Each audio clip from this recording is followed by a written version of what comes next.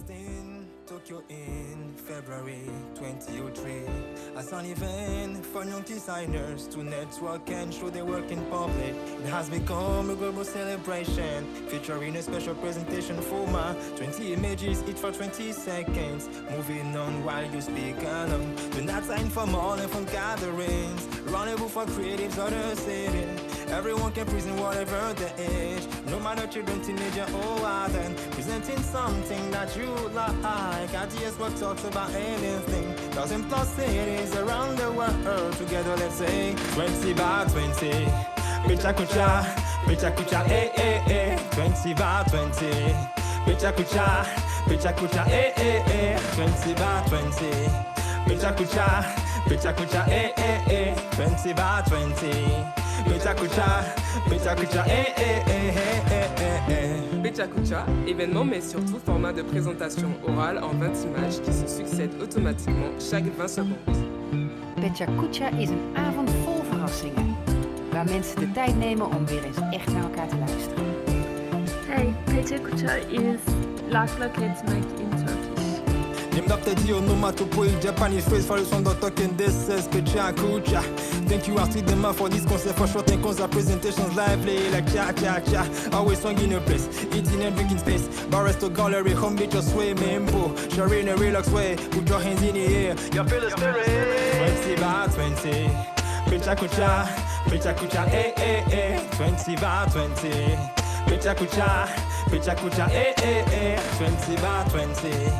PechaKucha, PechaKucha, eh eh eh. 20 by 20. PechaKucha, PechaKucha, eh eh eh eh eh eh. PechaKucha es un evento y formato de presentación oral con 20 imágenes que pasan una a una a cada 20 segundos. We are PechaKucha, we are PechaKucha. All over the world, a real network. We are PechaKucha, we are PechaKucha. With wonderful stories at the big nights. PechaKuchaストーリーテリングのフォーマット。20秒のスライドを1枚あたり20秒使ってプレゼンテーションを行います。PechaKucha ist für uns allen eine fantastische, eine großartige Bereicherung unseres ganzen kulturellen Lebens.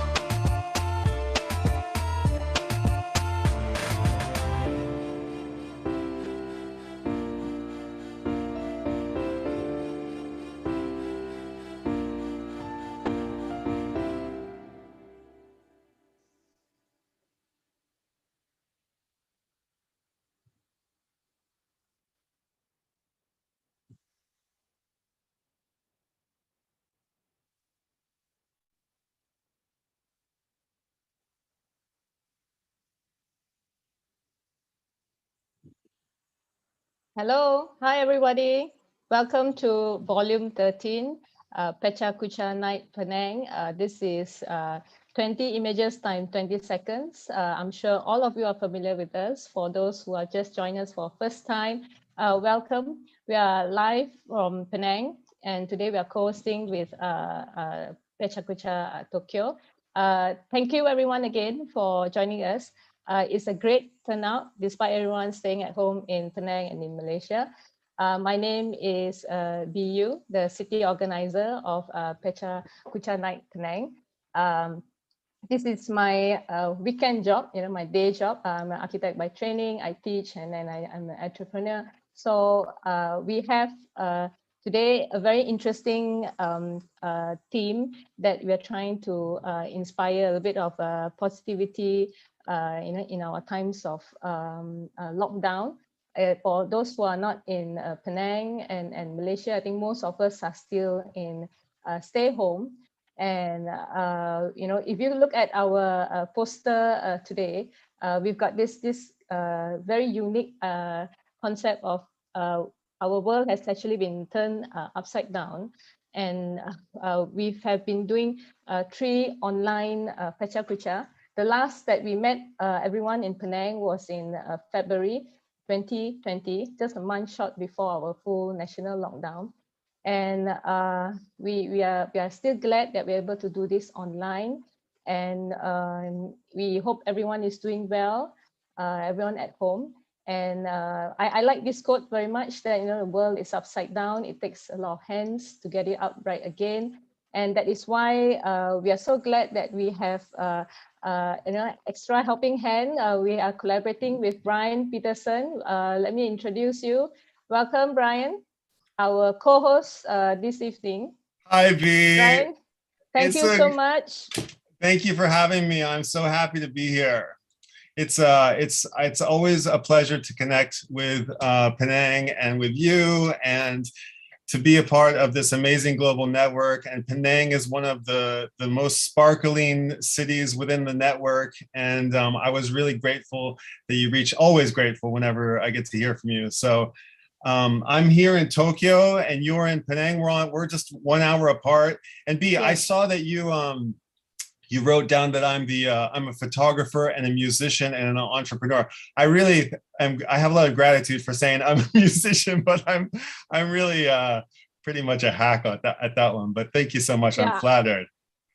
Well, you have a lot of followers after this, so, you know, be careful what you play on your Facebook. Yeah. Well, we have had some great past PechaKucha Night Penang events, and I've actually become quite friendly with some of the past presenters and attendees. So it was, you know, it's nice to, you know, make these connections more taut, and to know these people and to come back and say hello to all the good people of Penang.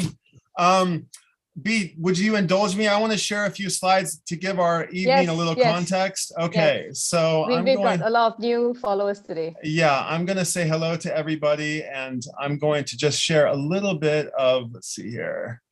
I'm going to share my screen. Guys, forgive if we have a hiccup or two along the way. We'll do our best. So again, I'm Brian here in Tokyo. I'm the PechaKucha guy. I want to tell you about PechaKucha. PechaKucha is the sound of chit-chat in Japanese. It's PechaKucha, PechaKucha, PechaKucha. And it's an onomatopoeia. It's the presentation format where people present 20 slides that auto-advance every 20 seconds. It was started in an underground club in Tokyo called Super Deluxe by a pair of architects named Mark Dytham and Astrid Klein of Klein Dytham Architecture. And they're architects by day, and they hosted this amazing creative event space by night.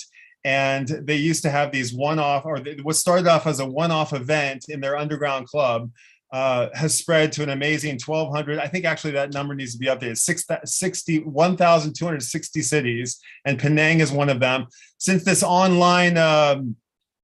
Since we've all had to quarantine and haven't been able to host events in person, there was about 100 events on our calendar every month, somewhere around in the world. You can always, you know, check the PK calendar when you go traveling and probably find a PechaKucha night happening in your city.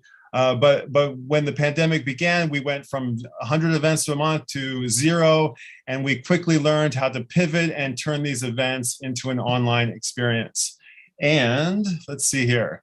So this is a picture, a snapshot from Super Deluxe, that underground club, and we're using it on our PechaKucha website. Anybody can actually make a PechaKucha presentation. You don't just need to be invited to present at a PechaKucha night. Now we've built this amazing, cool tool called PK Create, where you can go to the website and click on the Create button, upload your 20 slides, voice them, share them with the world, and make your storytelling easy.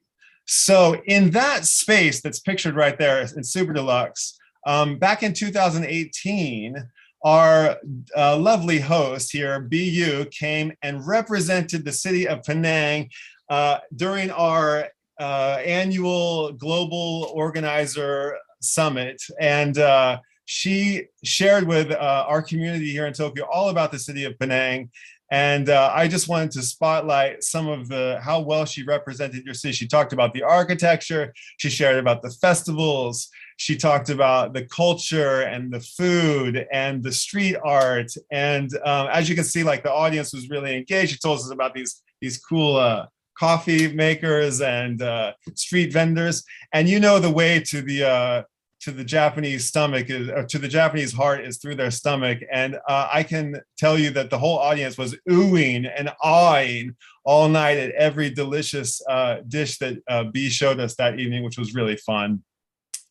And this is here we go. Here are the founders of PechaKucha, Mark and Astrid over here up on stage with B. And I think B, you've come to Tokyo a couple of times. And when this all passes, we're gonna definitely have you back.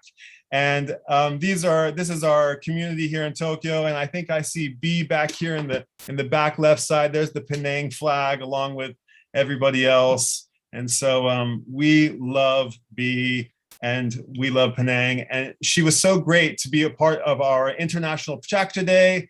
And on February 20th of this year, we hosted an around the world 24-hour nonstop continuous PechaKucha Zoom online virtual event, which was an absolute blast. She came on and curated an amazing presenter lineup. And we streamed that globally to thousands of people. And it was a really awesome, super cool event.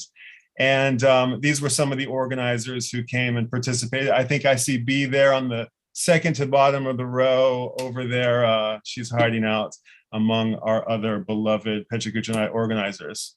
And there's their hearts beating. So B, I just want to say thank you for putting together another great event. It's such an honor to be hosting with you. I'm so grateful to be invited, and that, to you for pouring so much passion into the city of Penang and for cultivating creativity there and doing all that you do to keep the PechaKucha spirit there strong and amazing. So B, come back on and let me remove my spotlight. So let's all hear it for me. Woo! So by the way, you didn't tell me you're going to do that. I'm close to tears. No, but we do. We love you, B. You're the best. So everybody must know that B's a champion of her city, and she's a champion of PechaKucha, and she's a champion of tonight's presenters. And I would encourage you to drop in the comments of the Zoom. Tell us where you're watching from. Tell us, feel free to cheer us along the way, cheer for our presenters. And I encourage you to, for all of those who are on our webinar tonight, to engage with us, and we'll try to engage back with you. So thank you so much for having me, and let's keep the show going. All right, B, I'm going to hand back over to you. I've got the next slide here. Thanks, Brian. You really got me speechless. I've got the tear in my eye, and you got me off my train of thoughts now. Sorry about that. It's been so long ago, but it's such pleasant memories. Yeah. Thanks so much, Brian, for agreeing to do this again with us. So we have here this evening we have 4 amazing presenters. All of them had something in common with Penang. And you stay right on to the end, you understand what's the underlying common thread that what 4 presenters share. We have 4 presenters here. We have David, we have Jennifer, we have CJ, and we have Kawa, and all of them going to bring inspiring stories for this evening using very, very tricky format of 20 images at 20 seconds for 1 image. So are we ready to bring on all the presenters in, Brian? I think so. Let's do it. Hi, everybody. Can you guys all start your cameras? Hey! Hello. Hi. We did Good it! evening, everyone. Nice. We got through the intro.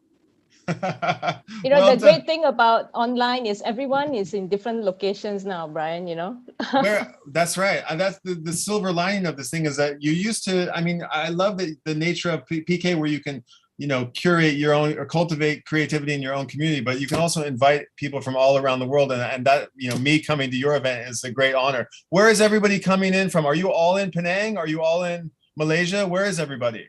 Who's in Penang? Let's hear from Penang. We are in Penang. Nice. Penang represent. Guys, please invite me to Penang. It's the cat city, right? I want to come. Please No, it's not the cat city. The other side. Who's the cat city? Kuching's the cat city. You got it half right there. Oh man, I gotta stick my shoe in my mouth now. Oh no.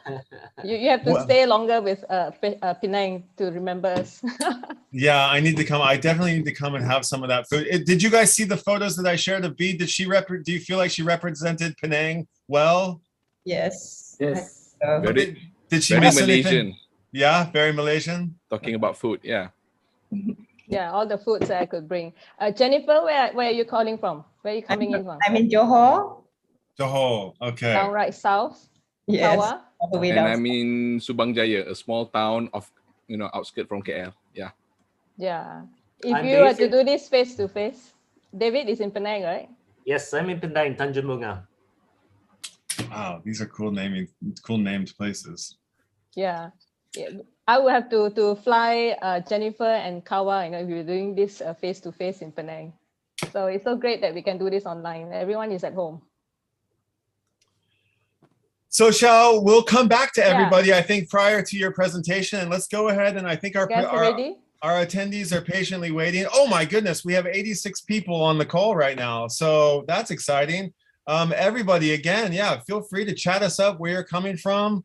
Sarawak, we've got everyone. Yeah, we welcome everyone to just say hi. PechaKucha is really, really chill format. We are not a serious conference webinar, but I think presenters always bring honest, true content, and that's what most of our followers remember after every evening. So just chill, say hi, drop notes, and we'll move on, and we'll come back to you if you have any questions. So you ready? We're going to start the 4 presentations of the evening. David, you ready? I'm definitely ready. David is very well known in Penang. He's an award-winning photojournalist, a publisher, a dronescape artist. Most of us will have seen his photos everywhere. So without saying too much, I hand over the stage to David. Welcome again to PechaKucha. Thank you, and great to be here. Tonight, we just want to share our journey for us to rediscover Penang. Although I'm a Penangite, I left at 19 and only returned 30 years later in the late 2017. So the images that you're seeing is all taken just after that. Brian, can you please start the slide? Are you ready? Yep, go ahead. So this was one of the first images we took after we came back. I got a drone for a client, and this was one among the first shot. And when we put it on social media, people didn't recognize it was Georgetown. Everyone was telling us, hey, was this Venice? We had to say, no, look at Comta, and look at the deep water. So when you shoot with the drone, people do not recognize the place. So this is one of our most popular images. One of our clients printed this at 10 meters. It was just amazing. So for a drone to be able to do such amazing quality is just out of this world. And we were very lucky because when we came back at 2017, it was only then technology had this. I love this image. It looks very nostalgic, like East India Company map. It was Georgetown looking straight down. So many of the images we shoot is not one frame, it is many frames that then you stitch it together to give it such quality. This is Little India in Georgetown. It's one of the very first roads built by the British. And these are the only roads that are in grid. The rest of the island is all chaotic. The road doesn't go straight at all in Penang. So it was fun trying to locate all this. When we started shooting and we were using many images to create our photograph, we decided to keep when we stitch, it comes out with all sorts of weird shape depending on the software you use and how you stitch it. And we decided to keep it that way. And this is now our trademark and our style. So when people recognize it, this was taken at night. And you'll be surprised the drone can shoot at 3 seconds exposure. And in a panoramic, it will shoot 34 frames to go around 360 at 3 seconds each exposure. It's just out of this world. You can't even do it normal with your tripod. This was one of our iconic image. Iconic meaning before we shot this, nobody did that. So when we came back, I was trying to find how do I cover something that's been covered like by everyone so many times. So we found this first angle straight down, and until today, everyone is trying to shoot this, including this one. This is Peterson Festival. This is the chariot being dragged by the bull. Again, nobody had this shot until we shot it just 3 years ago. Since then, everybody is trying to do that, but because of COVID, nobody has gotten this shot yet until this was St. Anne. Every year, there's one of the largest Catholic pilgrims who goes there, over 110,000 over 10 days. If you go to the church now, this is a minor basilica, you will see two of the images that the bishop bought and is there. So as a photographer, this is Guillemot Dam. So as a photographer, we have amazing access as a photojournalist. So my job is always to try and get something that most people have not seen before, either from the angle or from the access of it. So many people in Malaysia, Penang hasn't seen this. This is the Itam Dam, one of the main dam in Itam. Again, many people would not have recognized.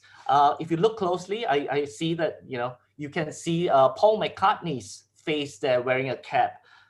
Tell me whether to. So a drone is just a great gear. I shoot everything from underwater to land and all that, but a drone allows you to place the camera anywhere you want. This is our first Penang bridge, but it looks like Eiffel Tower. When we took a group of droners there, nobody had the same shot. So it's funny how you can bring many photographers to the same place, but they don't see the same thing. And that's the hardest thing to teach. This is the second Penang bridge.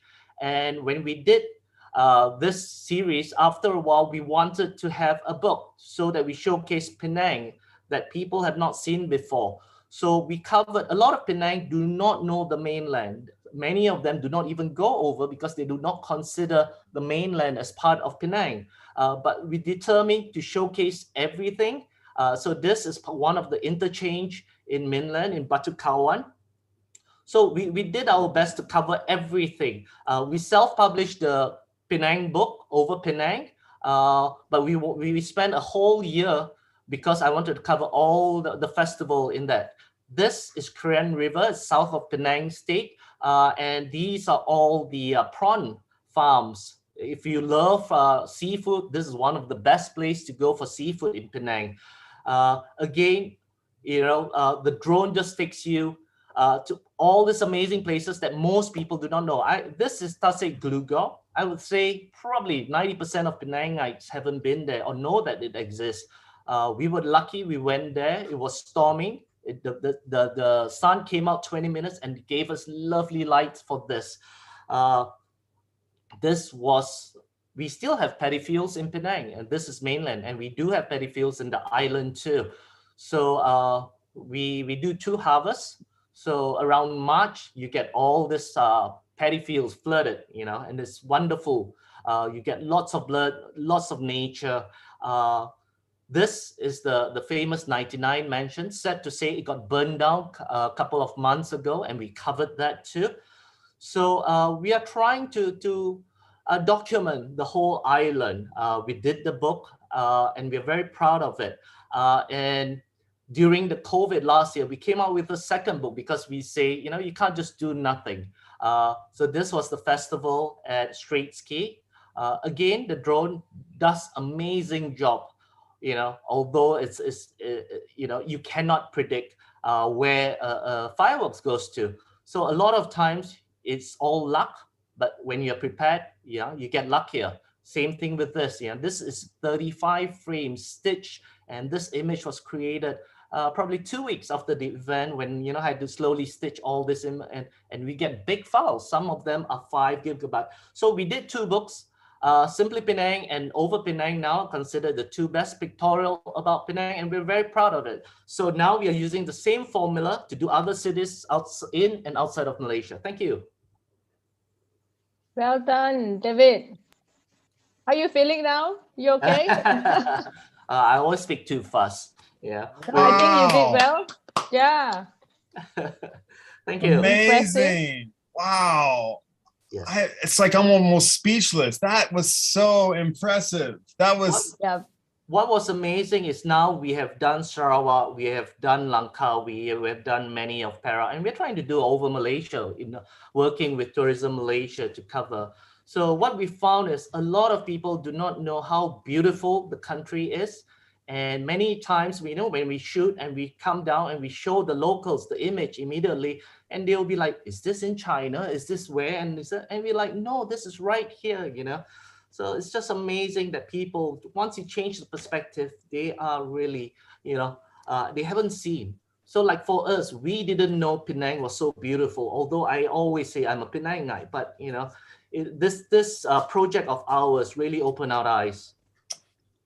Brilliant. Thank Absolutely you, David. brilliant. Can I chime in with a couple fast rapid fire questions? I'm just so curious, David. Please let me ask. You keep saying we. Who are we exactly? I've been trained by my wife to say we for all the things so that she's not left out. Although I do not mention it. Okay, I think I heard her in the background. Not true. She helps me a lot. She carries all the gear. She carries all my backup gears, and she do shooting too. So she's a very accomplished photographer as well. Fantastic. They make a great team, you know, Brian. and speaking of gear and carrying gear, are these sort of prosumer grade equipment you're using, or is it high level professional stuff? I'm using just the normal common DJI. In fact, I just bought one. The DJI is only 500 grams, but it has the same sensor of the Phantom 4 I'm using. So these are all common, you know, gear that anyone can pick up from a store. What we found out is it's not the gear that you use, it's how you use the gear. So like, you know, the image that you see, you know, I can get 4 GB is because I'm not using one frame. I'm using, you know, up to 50, 100 frames and stitched together. So, you know, it's how you use your gear that you can produce. And because we print our images, we have a gallery in Georgetown, and many of these prints are 1 meter, if not larger. And then we also do it as wall art. So because we print, we have to constantly improve how we shoot and improve the technology and improve, you know, the using AI to get the quality that we want. Because many people, when they don't print, they don't realize, hey, this file is, it's not good enough. But because you do, then, you know, like this one, you know, it's the middle, it's at night, but I can shoot 3 seconds. It's just amazing, you know, using normal consumer gear. Amazing. Absolutely. Right, we have a question from the floor. Go for it. I think everyone was buzzing with David's drone shot. David, everyone is very curious. You can choose not to answer this. Do you need any permit to fly drones? You don't need permit under the Malaysian law. All their laws is for drones that are 20 kg and above. We haven't come out. They're in the process of coming out like Singapore. So like something like this, you can't do in Singapore, because Singapore, any commercial work, you need to apply 2 weeks before. You have to pay $85 and you have to get your license and all that. Malaysia, there's no such law yet. Of course, during MCO and all that, they can come out and say no photography over outdoor, or you cannot fly a drone. But before that, there's none. You only have the drone itself has their geofencing, meaning you can't fly near the airports and so on. But in Malaysian law, because the drone is so small, 500 grams to even the one that I've been using is 1.3 kilogram. It's not covered under the current law. Right. Okay, thanks. David, I have one last question. Oh, go ahead. Go ahead, B. Okay, David. So I can see you are a very versatile photographer. You are very adaptive to situations and crises. So how has the lockdowns affected you? We actually have been in any way? We actually have been busier than the 3 years we've been back, because we have a couple of projects, including one with you. What we have done is we are using our images to help other companies who are suffering.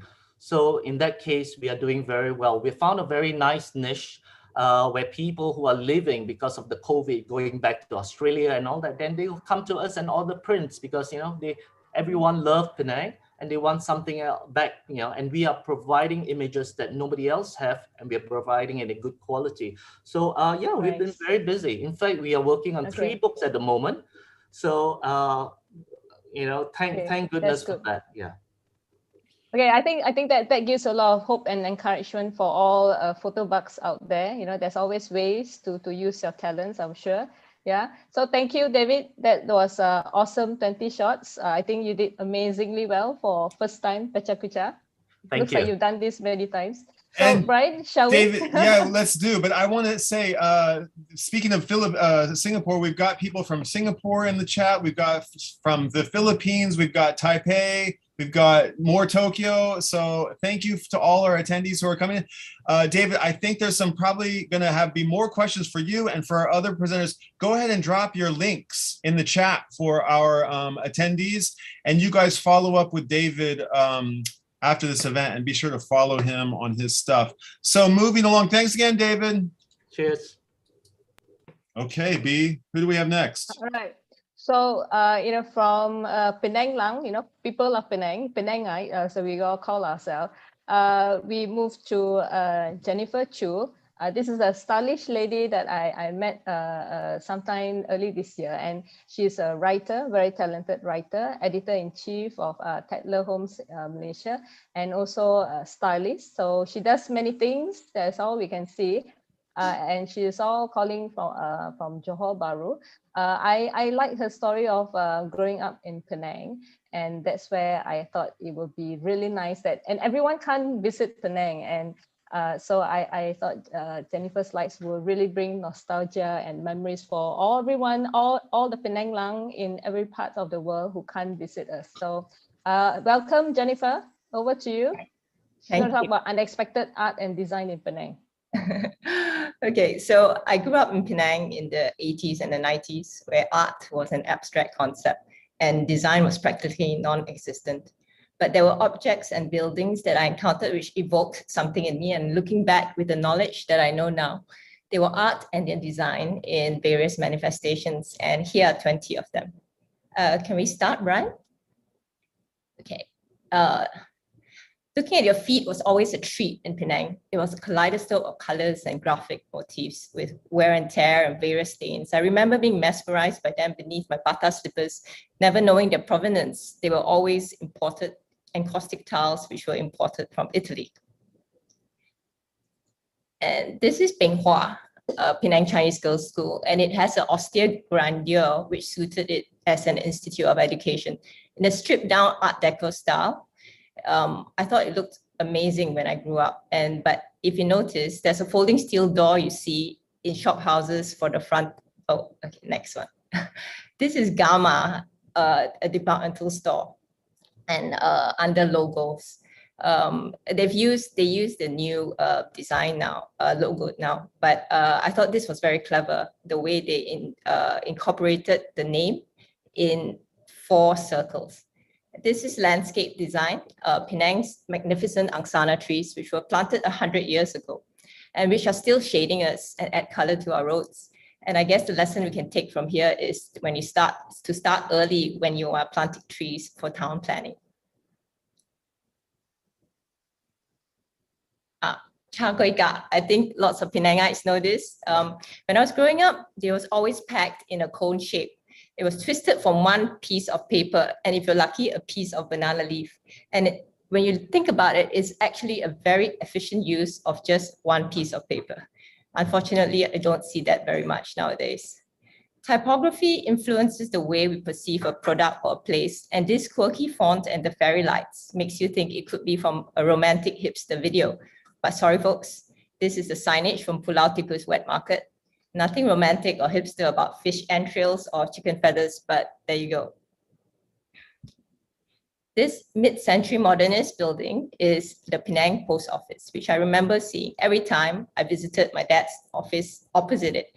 Boldly modernist with a bright color, it especially stood out amongst the sedate colonial buildings on Beach Street. Before cineplexes and large format printing, cinema posters were hand-painted by artists, following the Indian cinema tradition. They were not perfect facial features. The features were a bit off sometimes, and the perspective was also sometimes off. But I thought that they were amazing representations of art. Growing up in Penang normalized grand mansions for me. You could take your pick from the selection along Gurney Drive and Burma Road. This is my favorite. It's called Woodville, belongs to Lim Lien Ting. It is done in French chateau style, built in 19,000 with a scalloped roof and porch. Transport design. Before the standardization of buses, We had different colors for different routes. These color combinations were so distinctive that you could tell which bus was the correct one you needed to get on from miles away. I always wanted to get on the green one, but it went the wrong way.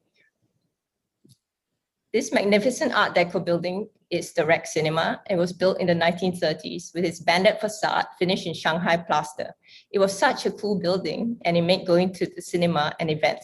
Alas, nowadays its facade is obscured for a furniture mart, but I think it's one of Penang's best Art Deco buildings. This comes under the category of furniture design. If you look at the booths behind the slide, is a very efficient use of space. They usually used to come in Formica and wood, and they were very easy to clean and gave you privacy when you're on a date. This is the Little Sisters of the Poor. It's hidden in Batu Lancang in the style of Art Deco, but to me, always had a Spanish mission feel. It was serene, simple, and timeless, and appropriate for its purpose.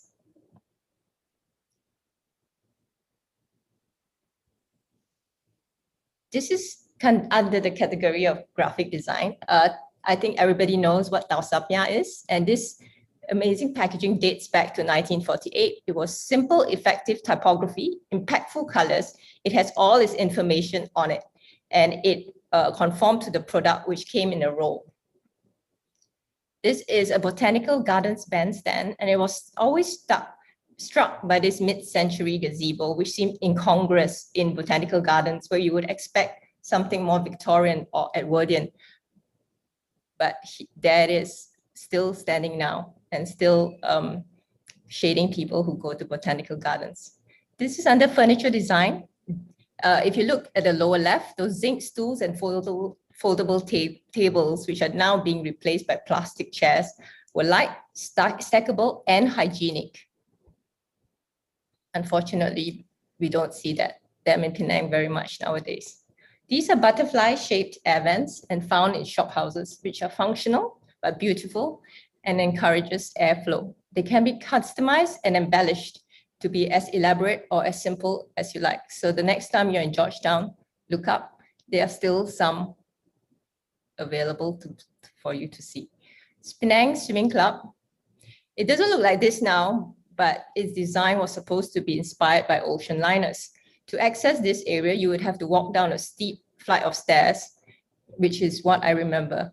And what I want to point out is that it was an amazing, is a good example of green design.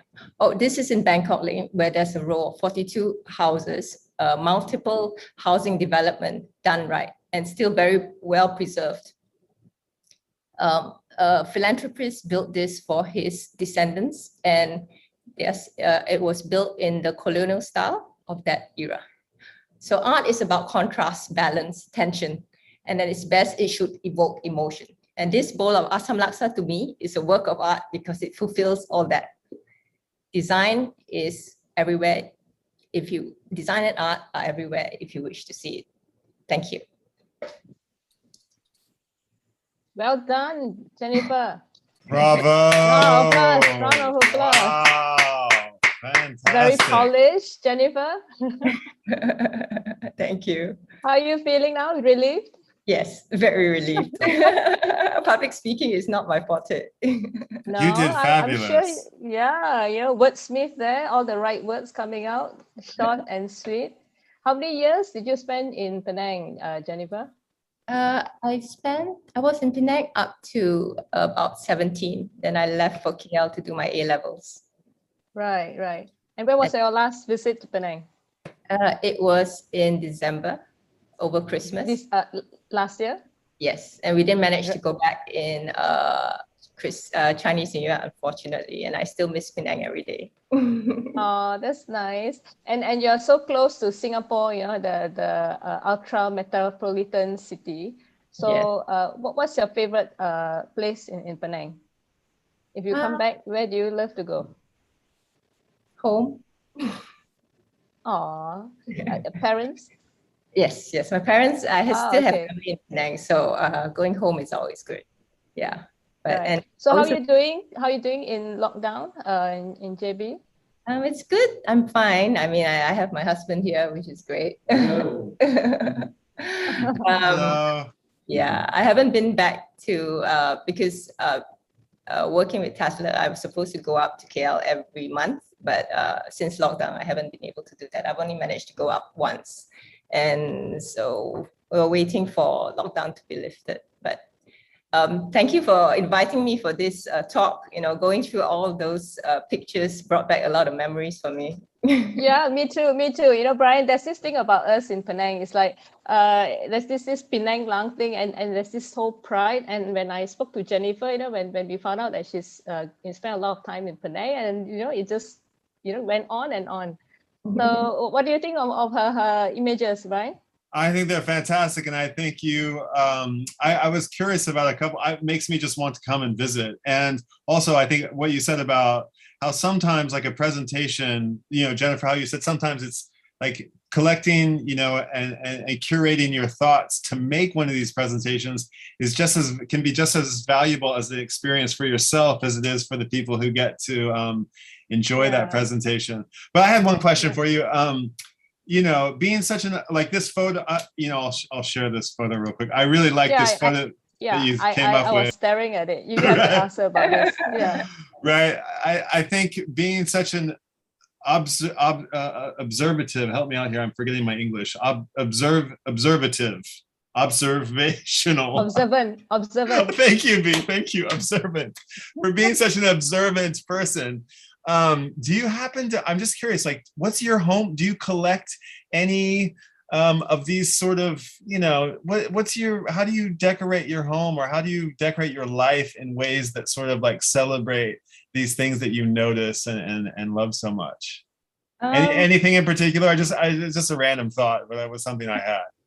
No, I think our home in Johor is quite eclectic. My husband is also into art and design. Okay. We have slightly different tastes. I have exceptional taste. I'm more of the modernist. He's more traditional, actually. Okay. Opposites attract. Yeah, so our home is a fusion of both. And I do collect little things whenever I travel, some things from Penang too. And we frame a lot of things too. And sometimes a lot of unexpected things, like pillowcases and blankets or whatever catches our eye, really. So, yeah. Cool.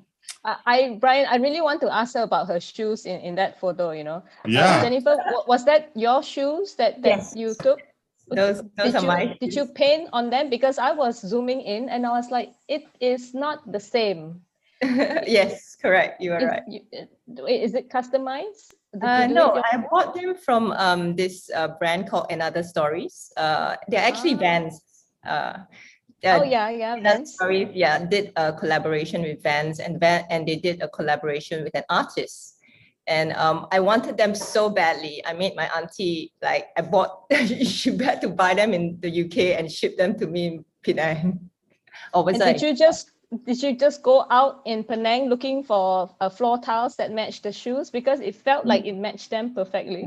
No, that's one thing I love to do in Penang. I love looking down, you know, beautiful. I mean, the tiles are always so spectacular. So no, I didn't. It was just happenstance. This is a Vietnamese restaurant that my sister-in-law brought me to, and I was, somewhere in one of the older parts of Penang. Yeah, lovely. Yeah, it looks like it's meant to meet the shoes and the tiles. These are Peranakan tiles, Brian. We see a lot of them in the shop houses in Georgetown here. Okay, thank you, Jennifer. That's lovely, Jennifer. Nostalgic down memory lane. Great job. Awesome. Okay, so Brian, we move on to our next presenter of the evening. We have Koo Chang-jin, or I call CJ. CJ is also, you know, well known in Georgetown, Brian. Everyone knows him. You will see him sketching everywhere at any random time of the day. You know, there were times I was driving on the road and I'll see him, you know, and we're trying to wave at him. So welcome, CJ. CJ is an architect, watercolorist, and urban sketcher. And this is his second PechaKucha session with us. Welcome, CJ. Applause. Hi, welcome. Yeah. Hi, everyone. How are you feeling today? Doing this on the virtual for a change? Yeah. Actually, I love art and I do watercolors and sketches, but mainly I love to do them on location. But during this pandemic, we can't go out, so everything has to be virtual. So sometimes I also do watercolors with reference from photos. Can't be helped. I like the new hairstyle. Thank you. I haven't cut my hair since last year, since the MCO. Yeah. All right. So what are you going to tell us about today? Just probably give us a hint. Today I'm going to share with you my sketches on Penang Ferry. It's an iconic transport system in Penang. Unfortunately, the federal government decided to cease the operation end of last year. So I took this opportunity to sketch on and off the ferry. So this is what I'm going to share with you. Can we have the slides on? Okay, good luck, CJ. Thank you. Okay, Penang is one of the states in Malaysia with its land separated by the Straits of Penang. Before the Penang Bridge was completed in 1985, ferry was the only means of transport connecting Penang Island and the Butterworth side. So Penang Ferry service first started in 1894 and was the oldest ferry service in Malaysia. It was initiated by the Penang entrepreneur Kwa Beng Ki together with his 4 brothers. In 1925, the ferries were refitted to carry not only passengers but also automobile. So Penang people were shocked when the federal government decided to cease the service of Penang Ferry and replace it with speedboats. Many were saddened because it carries the sentimental value of a few generations. I decided to record the final moments of the ferry in a special way by sketching the ferry and the surrounding activities on a 10-meter long scroll. It was an overnight decision. For the sketch, I mainly used the brush pen and put on watercolors on some parts. This was my first day sketch. I didn't have any idea what would turn up. I merely sketched whatever I saw on and off the ferry. After my first trip, then I had roughly gauged I needed 10 ferry rides for the entire 10-meter long sketch. This is an oil tanker seen nearby the Butterworth ferry terminal. Ferries came and went just outside this small fishing village while the fishermen were busy with their fresh catch. So I also sketched the fish there. Structures and activities next to ferry terminal were also my sketching subjects. The bus terminal was strategically located to connect with the ferry service. There were also small stalls lining up the corridor leading to this ferry terminal. Vehicles waiting to go on board the ferry were lining up in specific lanes, some for cars and some for motorcycles and bicycles. Passengers, meanwhile, were directed towards the upper deck of the ferry terminal. Sketching on ferry was not an easy task. To prevent the long scroll from rolling down to the floor, I found a way to place the scroll on a shallow cardboard box. Many passengers were curious and gathered around me to see what I was doing. The Penang Ferry has 2 decks. The upper deck was once purely for passengers, but in recent years, some cars were allowed on the upper deck due to great demands for more cars on the ferry. You can see the car on the left of the picture. The bottom deck was used entirely for cars, motorcycles, and bicycles. It was a popular way for people to commute across the straits between Georgetown and Butterworth.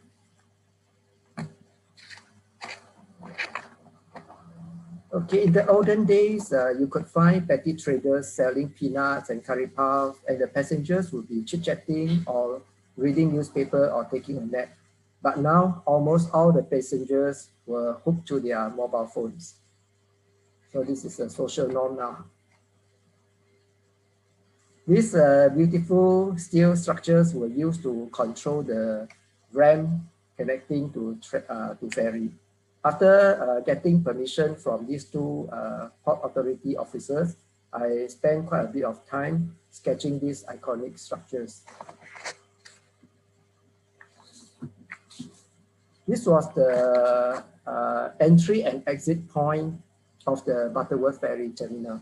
You can see passengers walk across the big deck exiting, while passengers and vehicles on the other side were patiently waiting to enter the ferry.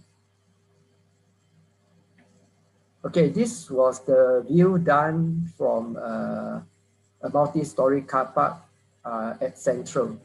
It's a breathtaking view. The Central is the new transport hub on Butterworth side. So you can also see the distance Georgetown at the back. The new normal during COVID-19 pandemic, passengers entering the ferry had to register by scanning their MySejahtera, took body temperature, sanitize hands, and put on masks all the time. During the last days of ferry services, workers could be seen fixing up the new terminal for speedboats. Port authority workers changing signages and handing out pamphlets to notify the public. I made a total of 10 ferry rides to and fro Penang and Butterworth. 2 trips were organized urban sketches activities, while the remaining were done in small groups and sometimes in solo. Sketching on ferry were also part of my record. I was overwhelmed by the media response after I posted my sketches on Facebook done during the first trip. 3 newspapers and a TV station came recording my process.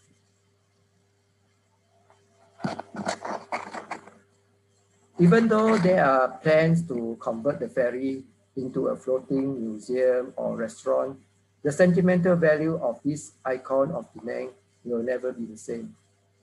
So bye-bye, my dear ferry. Thank you for your 95 years of service. Well done, CJ. Wow, wonderful. Trying for some, I didn't talk about Penang during my last visit in Tokyo. What do you think? You know, ferry. Yeah, Penang. you missed out. I was thinking, what did B miss from her? There's too many things to squeeze into 20 photos. So This was I'm definitely... so glad. Yeah, I'm so glad CJ did it. Yeah, and I think he has a lot of fans in the chat here. I see a lot of positive comments about.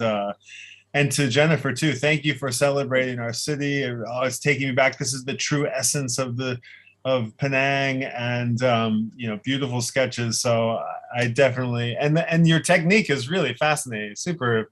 And actually, you know, the line work itself was, you know, I really enjoyed the texture of the paper. And I think, you know, although I've seen some pretty amazing, talented people using the iPad to, you know, recreate ink on paper, there's nothing like the real deal. And I think yours was, you know, I wanted to reach out and touch the paper itself. It looked really nice. Thank you. So CJ, what do you plan to do with your sketch now? What's happening to it? Okay, actually a few people made queries to buy this long scroll. Wow. But actually I thought that this is something probably priceless, because this is something I have never done before on the 10-meter long scroll. So it's really unique, and I probably couldn't put a price on this. So I decided to donate it to the Penang State Art Gallery. So wow, that's very selfless of you, you know, well done. You know, I have a very curious question, CJ. How did you plan your day-to-day ideas? Do you, before you leave home, you know, do you have like a target, like today I'm going to sketch structure? Do you have like a script? How does it? Yes and no. I mean, I organize sketch walks almost every Sunday before the lockdown. And we do have a specific place to go. And sometimes it will come to my mind that, oh, today I'm going to, you know, draw this or draw that. But when you go to the place, sometimes you found something else which is more interesting, or because of under certain circumstances, it just attracts you. So you may change your subject. So it's really depends on the situation. And during your trips on the ferry, you know, how do you compose on the spot? Like, you know, do you have like a kind of a plan? Today you're going to sketch everyone sitting, or no? Actually, the first 2 days I was just I have no idea at all. So I just put on whatever I see. So after a few trips, I think after 2 trips, then I have seen Penang ferry terminal and the Butterworth ferry terminal. Then I sort of have an idea what I would put, you know, probably as a centerpiece or something bigger as an attraction. And then the people just fill in the spaces. We have a question from the audience. How long does it take for you to color them? Do you draw and color, like, you know, say first meter of the day? Do you finish meter by meter, or how I finished meter by meter, but only the ink sketch. The ink sketches were done on location, on the ferry, and you know the places around the ferry terminal. So on the ferry itself is I have to do it fast because the ferry ride is only like 20 minutes, and you know I have probably like settled down, and before I have to go off, you know, probably about 15 minutes to do on the ferry. So that's the time I have to do it really fast. So all the ink lines were done on location, ferry, and probably the places next to ferry terminal, but all on location. The coloring part were done at home. Wow. Okay. You know, Brian, this is a bit of a feedback of the real experience on the ferry. You know, CJ, there will be wind blowing, I'm sure, right? And on the ferry, most Penang Lang will remember that you have this movement, slight movement. It's yes. not really right. So when okay on halfway, yeah. How do you manage your sketches? Steady hands, I think it's pretty stable at that time. Okay. Luckily, yeah. I have a couple of quick ones for you, Ku. The illustrator community here in Tokyo is quite strong, and we have amazing illustrator artists here presenting at the PechaKucha Night Tokyo stage. I was curious, like, do people chat you up, you know, during your sketch, and do you have to shoo them off because you only have this 15 minutes, or do they engage you? Are there other people sketching alongside you? You know, what's the interaction with the people around you? No, luckily nobody was you know, chit-chatting with me, so they just gathered around and see what I was doing. So I just just ignore the people around me and just keep on sketching. Yeah. Cool. And is there a community of like-minded artists there who you can share and be inspired by? I mean, sure, there's plenty of artists, but is there like an active yes. community? Yeah. Okay. Yeah, I belong to Urban Sketches Penang. In fact, I was the co-founder of Urban Sketches Penang. Urban Sketches is a global group. Right. So there are, I think, a few hundred chapters all over the world. Yeah. So Penang is the first one in Malaysia who started this Urban Sketches group. Yeah. I think if you come to Tokyo, you'll find you'll make many friends here among this community. And I think yes. I don't think the ferries are so romantic and beautiful, but there's plenty of ferries to ride as well. That's great story. Great, amazing story. Thank you, CJ. Thank you. Thank you. It really warms our heart because everyone was talking about this. I wanted to go take that last few rides, but the queue was too long. So, I'm so glad you captured this for 20, 50 years to come. You'll be so really magical memory to remember all this on sketch. So well done, CJ. So Well Brian, done. we move on to our next presenter, our final presenter of the evening. Kawa Rizmi No Hisham, or Kawa, is a good friend of mine from KL. He's an kind of like a serial award-winning architect. He's been winning a lot of architectural design competitions. And recently, early this year, he won big again, one of the international Penang Bay competition. And Kawa is an architect, urban designer, and he calls it a casual gamer. So from Cyberjaya, Kawa is going to speak about Penang Bay climate action blueprint, his winning entry. Welcome, Kawa. Hello everyone. Nice you ready for tonight's format? Let's Fast get pace? Let's get it over, and then maybe we can talk after the slides. Brian, do you want me to share the screen? Yes, sorry, B, you go for it. It's Okay. all you. Over to you. Okay, Kawa, you ready? You seeing Yes. my screen? I do. Okay, good luck. All right. Hello and welcome everyone. Basically, Penang Bay is a land, sandwiched between the island and mainland. I think a lot of the previous presenter has outlined the context. So basically, Penang Bay is flanked by in the north by the open sea, and the south by the first Penang Bridge, and Butterworth and Georgetown on the respective both sides of the bay. It is a loosely defined region, and as you can see from the photo, is quite have a lot of maritime volume on it. So the idea was really to see what we can do with the bay. And then the competition asked us to really explore some of the ideas that we can,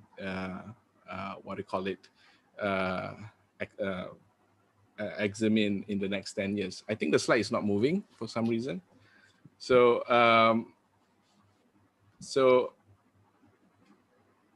yeah, I'm not so sure. So, right. So the competition really outlines very vague objectives, but if you read along the lines, there is some level of indication that they needed to be done in the time frame of 10 years. And they have this accompanying document, Penang 2030. And basically, I was like, wow, there's so many things that we need to do or achieve. And I thinking like this is the same feeling that I have every time I play a new game. Basically, we try to find direction, context, and if you look at game nowadays, even I read my first plan, isonometry, and I learn of these architectural jargons through games. And as our 3D workflow works more and more in tune into this virtual world, we can see that our work more and more look like a game, and the game that I played during my off time more and more look like my work. In a way that the realism of how these video games can sort of like simulate and you can experiment ideas on it is amazing. So if you really want to start a game, you really need a tool in a way you can navigate through the game. So we have to establish what the tools are. So again, exploring what the tools really, I think the slide starts again because I'm not. Yeah, so the tools definitely diverse from place to place, but we need to understand how Penang actually works, or particularly the bay, in order to understand how the bay actually been portrayed and how existing features of the bay looks like right now. It is very diverse. We have seagrass, we have those depository of sand that eventually become Gazumbo Island. It is actually a byproduct of the first bridge. We have transportation hub, we have landfill, we have social housing, jetties for the fishermen, and of course the heritage shop row houses. And we have to consider the advanced technologies coming into play in next 10 years, coming into maturity, maybe some blockchain powered smart contracts, automation, autonomous vehicles, cultured food, and of course maturing drone technologies that can resolve some of our logistical challenges. So this is some of the 8 parcels that I've selected in order to explore some of the ideas. So this is our petri dish or test bed per se. So if you look at it, it is mostly all those spaces that are already existing and they are underperforming to a certain metric. So we think that we could add a little bit more using these 8 urban tools. So as I mentioned early on, we need to establish what the tools are, and these tools are not particularly sequential, even though it's been numbered as such. It is keys to unlock different challenges that are happening in a specific site. Eventually, we need to go down to a specific site, find a solution, and see what combination of keys that can unlock the potential of that particular site. It could be at 5 and 6, 7 with 8, but all of them actually is powered by some level of technological advances. For example, NFTs as a means of containing value of your assets and real estate properties. So the idea really to go down one side at a time, and eventually we're gonna have a robust public and community engagement to really let them design their own city. I mean, we're gonna set the rules. As I said early on, we try to establish it as sort of like a game that people can partake. So the idea was really to digest the master plan to something simple that they can infinitely test and experiment themselves the way they wanted. So if you want to look at an overview, this vaguely defined region, we have the bay per se, as I mentioned, and it is flanked by 2 green area. And I have dedicated the efforts of this particular blueprint into 8 parcels. But in the actual competition, I only submitted 3 parcels, parcel B, G, and H, which has different challenges. And one of the main idea was really to transplant the taxi and the ferry, the water taxi in the future, and the ferry, and of course the authorities, officers, to really reposition and get it off from the UNESCO heritage area. The idea was to redirect those traffic really to release some of the pressure from the UNESCO gazetted area. And from this opportunity, we can offer a little bit more services. For example, maybe interstate, international water taxi as well. But at the same time, unlocking the back door of this McCallum neighborhood by connecting to a more recent development, and then eventually to the Kapal Singh Drive, in order to allow them to enjoy more recent development, and try to unlock the back portion of this McCallum to be a mobility friendly. But the idea was really to eventually to link up this space up to the Komta Tower and all those complexes there, on the fringe of UNESCO gazetted area. So we're not, trying to go into it, abruptly, destructively, but rather try to provide a safe linkage, and hopefully it will complement all the activities along that line. Butterworth Cross Rotunda is a bit heavy compared to the first one, but essentially it is all about giving opportunity to everyone, from new talents and special needs groups, and of course the floral and fauna in the area. The idea was really to strengthen the position or leverage the position of the Penang Central Terminal to really unlock that particular region. So if you look at it, we try to retain talents by converting into a TVET complex. The idea really was to bring everyone to learn the skill set to complement the industries of the future, but at the same time not forgetting garbage management, accessible food, and of course the needs of these special groups for social enterprise, women, single mother, and of course the budding entrepreneurs. The idea is also to provide a range of housing models from lease to own, rent to own, and why not, in order to give them whatever stage of your life you still have access to housing, and of course enhancing the logistical powerhouse of this particular place. If you look at some of the images here, I'm trying to connect almost at least 12 transportation modes into one large complex, so we can have a bit more robust northern regional transport hub. And on the flip side, we try to bring in some of these mangrove forests to really rejuvenate the area, and then bring life again to Praya River along this coastal. So the idea was really to live with the water. Yep. Thank you so much for listening. Yep. I'm waiting for, eagerly waiting for your queries if you have any. Thank you. Well done, Kawa. I'm really impressed. Very intense work there. How many months did you spend to prepare for the competition entry? Actually, when we went in, we were very ambitious. That's why I said we allocate like 8 parcels, but we did 3, because I have like only 3 clean weeks, I think, or 2.5 clean weeks of not doing any other work, just focusing on that. So that's all the material that we're able to come out with. Yeah. So hopefully, I'm just curious, Kawa. Sorry, I mean, you are not from Penang, right? And no, I'm not. Brian, this is a international competition that all architects in Penang, every community here, we're all talking about it, and Kawa comes in, as the grand prize winner. Do you have any Penang designers in your team? No, we are a very micro team, but I also disappointed with the way that the press covered it. They said that a Selangor-led team won the, I mean, you don't have to do that. You can just say a local firm or something like that, because even though we are, on the different parts of town, the idea was really to contribute to, to the development of our beautiful country. But I have a special, a very special place in Penang, for Penang. During the study days, almost, I think, out of 12 semesters of my architecture studies, at least 4 semesters we have project in Penang, and we had do some public engagement as well for Jelutong market as well. So it's not foreign to us. It's just that in this particular case, we are so honored to be chosen because there's so much worthy submissions coming in. So we are flawed when we know that we won it.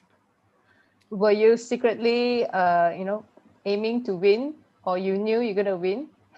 Not really. We were already excited when we got shortlisted, and pretty content to the fact that we got shortlisted, like 40 shortlisted entry, and we thought that it's gonna end there, because we are not so sure about where the direction is going, because some are super futuristic and some is a bit more localized, very contextual. So I guess we are, smack in the middle, I guess. And then hopefully, some of these plans will be realized in parts. Yeah. All right. Thank you, Kawa. Brian, was that too serious technical stuff for you? Not at all. And it's a little bit of like a future visionary, future forward planning that Kawa has laid out. Kawa mentioned there was some other futuristic sort of plans that I sometimes these, I'm not an architect by trade, although I'm surrounded by architecture all day. And, what I've really learned from working amongst architects, that architecture has less to do with, design as much as it has to do with, psychology and people and behavior. And I think what Kawa's done here is, he mentioned, making a space for everybody. And, I think that's critical to, good design. And not that I would know, but I can feel that in this presentation. And also I would say that I was amazed, like how comprehensive of a plan we got to hear about in 6 minutes and 40 seconds. This is something that I'm sure he could give a lecture on for 90 minutes. And it was great to get a synopsis of this project in a short amount of time. And that is one of the cool things about PechaKucha. It was designed by architects, because architects have so much to talk about. There's so many details here that we need to hear about. But, for somebody like a layman like me, it was a real privilege to be able to learn about this great project in a digestible amount of info. And I'm looking forward to sharing this one. Kawa, we'll work with you to sort of clean up the hiccups that we had with the presentation, and we'll get this one blessed out. Congratulations on a fantastic initiative, and I'm looking forward to see the next phase of this project. Yeah, Brian, I think, I echo that. I always say that architecture is all about, it's everything except architecture, because, it's not about the doors, the road size, the road width, the building, the plot ratio. It doesn't really matter much. I think it's really giving back to the people is the most important portion of this endeavor. Yeah. Good job. Sorry. That's great. Yeah. Thank you, Kawa. Thank you. I'm glad you kept my school. Brian, one of the diagrams has a school, a convent. Butterworth is my former school, and he's proposing high rise. And I say, oh, I'm glad he's keeping the old school there. And that's very sensitive, Kawa. Well done. Yeah, because I've been talking to the school as well during our Butterworth Outer Ring Road public design competition. Nice. So I think the headmistress of the school came to as one of the jury. So we did talk. So that's why I think it's quite significant. Can I add one more thing here? So the principal architects here at Klein Diatham Architecture, they're building practical models a lot to the chagrin of many of the architects here. I just know they painstakingly build these models when maybe they could be easily created in a digital space. And they just are, they believe that, they always have a more impact. And I agree. And also, Astrid's always going on about line weight of her designs and the colors of the designs. And, I think this actual presentation that you've made, it's really beautiful. It's a really fantastic, colorful thing. It was fun to imagine because of the artful way you did it. So congrats on that too. Yeah, because I think we have set the community as our actual stakeholders. So we want it to be a bit more inviting rather than like a very plain looking, very subtle colors that architects usually use. So we try to make it as vibrant as possible. And hopefully they see that it is not set in stone. They can just come in, change the color, change the mass. That's what we want them to do. Yeah. Yeah, the game we didn't talk. Yeah, sorry. The game thing is really, we didn't touch on that, but yes, also very interesting. So I was just curious to ask whether Chang Jin CJ has anything to comment. You just draw the whole ferry and you spend 10 trips, and then now you see what Kawa is suggesting for the future, and you are an architect. Yeah, do you have amazing. Do you have any curious question to ask Kawa? Not at the moment. Probably I have to, look at it in more detail. Yeah, sure. It's a very intense master plan that he proposed. Yeah. But I can see there are a lot of works involved. Amazing. And especially he has to do it in such a short time. Yeah, because our team is very small. It is me, my wife, and then sometimes 2 interns, and then that's our team most of the time. So yeah, it's very our own. Every line you see there is drawn by us, like individually, modeled, colored by us. So it's not like as if like we have an army of people doing this. So yeah, it's really from heart to hand, basically. Wow. Okay. Thank you, Kawa. Thank you. Great job. I hope you had a good time. First time using PechaKucha. Yep. Interesting. Yeah. I really appreciate the opportunity. Thank you so much for inviting me. Would you say yes again when in future when we invite you? Yeah, sure. Hopefully. Yeah. If there is like an underlying team that is suitable, I'm happy to chip in. So how are you taking the lockdown? Well, the underlying theme today is, we're trying to just inspire everyone that, in despite of whatever frustration, struggle they're going through, there's some hope for everyone. Yeah, how are you taking the lockdown? I think we were, desperate to get even when I was last in Penang, was in your one of your event, mentoring some young architects. So we were dying to go to Penang again, especially when I have a newborn son. I think he's already 8 months old. So that's how long I've never, I've last been to Penang, maybe almost a year. So, except that we are also in a way swamped with work as well. So because, it seems like things are start to moving again. So it is what it is. Work and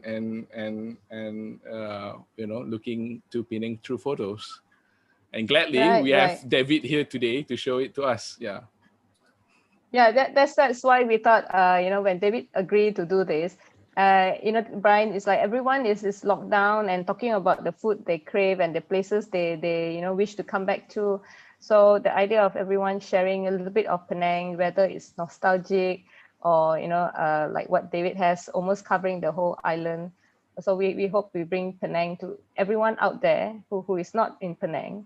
And I don't know, Brian, does it resonate to you, for someone who hasn't been to Penang? Yes, it's gone up to the top of my bucket list, the very top of my bucket list. I think you did an amazing job of putting together a little bit of this and a little bit of that. These presenters who joined us tonight gave us a real slice of life and slice of art and slice of design and a slice of passion from Penang passion. And I'm really thrilled. Thanks so much. It was great. I'm like, let's just celebrate. Let's broadcast. Let's megaphone how great Penang is to the rest of the world. I just want to go around with all the presenters. I'm going to go back to David. David, you want to tell us, after seeing all the presenters and after done your first PechaKucha, what do you think? What's your experience like? It's wonderful to be able to share to the world, what we have in such a short time. I think we've learned a lot from just 4 presentation tonight. Continue the good work. Oh, that's nice. Okay, we look forward to more photos and books from you, okay? Definitely, we are hard at work doing that. So we speak to Jennifer. Jennifer, anything you want to add after seeing everyone's work today? Well, it made me miss Penang even more. Your slides was the one that brought all the nostalgia, right? But thank you for inviting me, and I think that it's a really interesting format. It forces you to be very succinct and concise, which is not always a bad thing. Okay, well, I'm glad you did it very well, and doing very cool about it. Thank you. Okay, so what about Changjin, CJ? Yeah, first of all, thank you for inviting me again. Since my first experience with PechaKucha, I think quite some time ago, a few years ago. Yeah, so the other presenters the works are so amazing and they speak very well. For me, because English is not my first language, so I don't speak that well. So sorry about that. I think you did well. I think that was really easy pace, so the slides move in just nice when you see it. So yeah. Thank you. Okay, so thank you everyone. Brian, I guess we are coming to end of our short and sweet evening. Our PechaKucha are always about be precise, right? Be concise. That's it, right? 20 photos and 20 seconds. 20 images, 20 seconds. PechaKucha. Yeah, everybody did a bang up job. Yeah. It's anybody can do it. That's one of the things one of the reasons that it's spread all over the world is because it's so easy to get your head around. But when it's done really well, like all of our presenters did tonight, I know you guys worked really, I know how I make these things. I watch them all day long. I hear about creativity from every corner of the globe. And I just send a special thank you to all for taking the time to get those 20 images together, to do it. I know it's not, it's easy on one hand and it's a big ask on the other. So thank you so much. It was a great evening. Thank you very, very much. So I think Jennifer has a friend who wants to say hi. I think we are a friendly bunch. Oh, hi. Hello, kitty. Okay, so there you go. Yeah. So shall we take the group photo? I think we should. Yes, let's do that. Everybody. Where are we now? I wanted to thank everyone with like a special poster, Brian. Okay. Dun, dun, dun, dun. So, in real life, if CJ, remember, we usually want to give someone in face-to-face, we want to give all presenters a memento. We give everyone a souvenir in person. And, now we are online. I can find the biggest golden trophy for everyone. So thank you, a grand thank you for 4 of you. I hope this is a short and sweet session. We are never about long-winded. And then we also want to thank Brian. Don't be shy. Okay. Yeah, I'm trying. Hold on. Why it's not working? Here we go. All right. Yeah. So there you see. Yes. He's reluctant to share this when I say, oh, this is one of the movie poster, like a world-class photographer there. Brian is a photographer on his own. So, David, I'm sure David and Brian has a lot of things to chat up after this. So thank you, Brian. You've been great. Thank you for having me, B. It's been a pleasure. Always supporting forever. Let's do it again. Yeah. And so let's do the signature virtual photo shoot.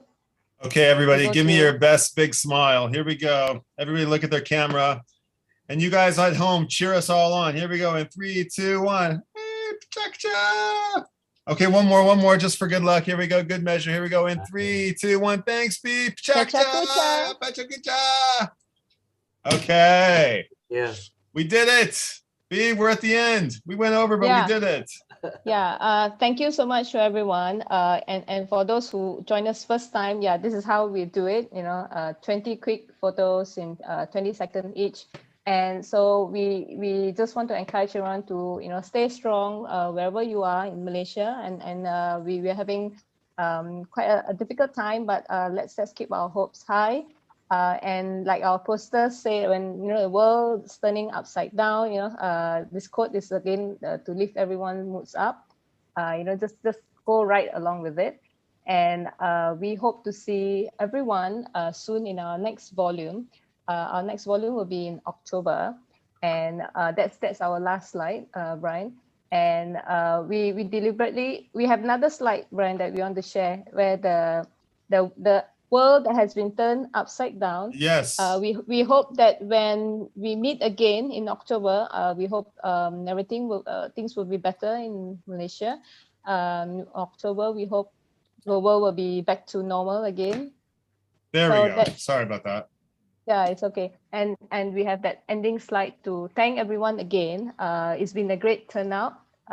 We keep in touch, and let us know what you think through our Facebook, and you can contact me. Penang company, we are still very small. Everyone knows everyone in Penang. So awesome work, Brian. Thank you. And thank you, guys. Thank you so much. Thank you to all our attendees. Yeah, lots of love to Penang, and thank you to all our attendees and all of you guys over on YouTube as well. We'll see you next time. I hope everyone enjoyed the session. Okay. Bye. See you. Bye. Okay, bye.